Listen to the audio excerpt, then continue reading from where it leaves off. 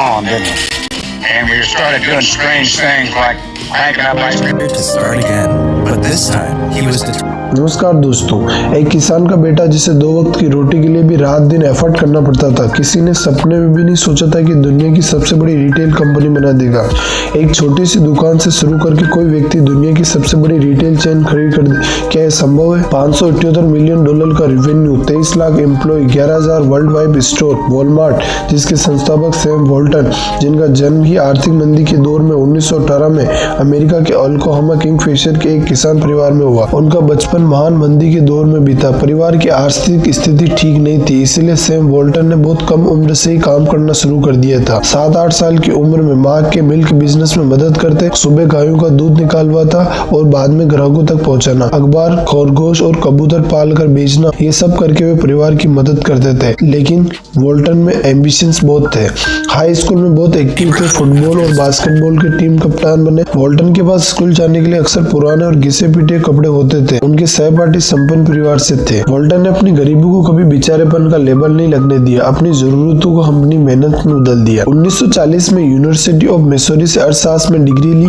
College के समय part time job की, newspaper delivery, life guard, waiter की नौकरी करते थे ताकि खाना फ्री मिल सके। डिग्री के बाद जेसी पेनी कंपनी में सेल्स ट्रेनिंग के रूप में करियर की शुरुआत की। सिर्फ $75 महीने में सैलरी थी। इसी नौकरी के दौरान कस्टमर सर्विस, कम मुनाफे में ज्यादा बिक्री का मूल मंत्र अपनाया, जो आगे चलकर वॉलमार्ट की नींव बनी। साल 1942 में सेल्स की नौकरी छोड़कर सेना में भर्ती हुए। 3 साल के लिए सेना में रहे। 1945 में सेना से निकलने के बाद खुद का बिजनेस करने का फैसला किया। सेना से कमाए $5,000 और रिश्तेदारों से $20,000 उधार लेकर अरकानसास के न्यू पोर्ट में एक ब्रिंग फिंगलिंग की फ्रेंचाइजी खरीदी और अपनी मेहनत से उस इलाके को सबसे बेहतरीन स्टोर बना दिया। वॉल्टन ने उस समय एक भूल कर दी थी। जब स्टोर लीज पर लिया था तब स्टोर की रिन्यू कराने की क्लोज को ध्यान से नहीं पड़ा। जब मकान मालिक ने देखा कि वॉल्टन का बिजनेस बहुत सफल है तो उसने लीज को रिन्यू करने से मना कर दिया।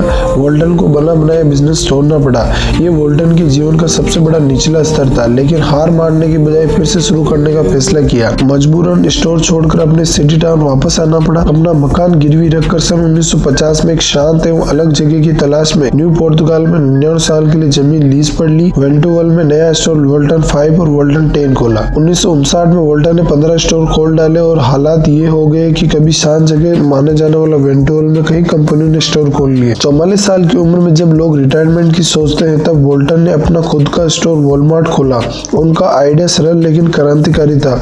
कम कीमत पर सामान बेचो और मुनाफा मात्रा से कमाओ। उस समय रिटेलर्स ज्यादा मार्जिन रखते थे, लेकिन वॉल्टन ने एवरीडे लो प्राइस की रणनीति अपनाई।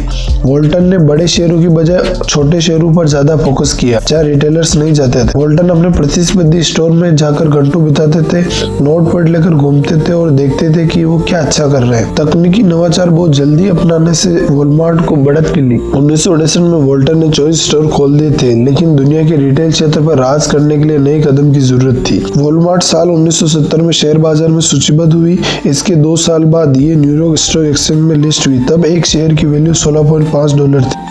1985 में जब फोर्ब्स ने वॉल्टन को वर्ल्ड रिचेस्ट मैन का टाइटल दिया तो सभी मीडिया वाले परेशान थे, इसलिए कई मीडिया वाले वेंटुवल पहुंचे जहां सैम वॉल्टन रहते थे, इस उम्मीद से कि स्विमिंग पूल होगा, कारों का काफिला होगा, लेकिन ऐसा कुछ नहीं था। उनकी उम्मीद चकनाचूर हो गई।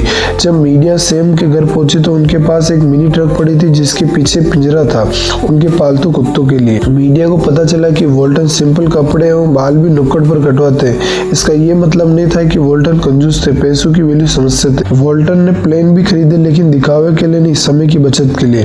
वॉल्टन अपने प्रॉफिट के पैसे बिजनेस में लगा देते थे, इसी से इतना बड़ा बिजनेस एम्पायर खड़ा हुआ। अमेजन के संस्थापक जेफ बेजोस ने वॉलमार्ट से सीखकर ही कहा कि अमेजन को बड़ा बनाऊंगा। अलीबाबा के संस्थापक ने कहा, मैं अपनी कंपनी वॉलमार्ट जैसा नहीं बना पाया तो जिंदगी भर अफसोस रहेगा। 1990 तक वॉलमार्ट अमेरिका की सबसे बड़ी रिटेल कंपनी बन चुकी थी। सैम वॉल्टन का निधन 1992 में हुआ, लेकिन तब तक वॉलमार्ट दुनिया की सबसे बड़ी रिटेल कंपनी बन चुकी थी। 2018 में वॉलमार्ट ने 77% फ्लिपकार्ट के शेयर खरीद लिए ताकि घर घर तक पहुंच सके। उस समय किसी ने नहीं सोचा था कि ये छोटा सा स्टोर एक दिन दुनिया का सबसे बड़ा रिटेल साम्राज्य बनेगा।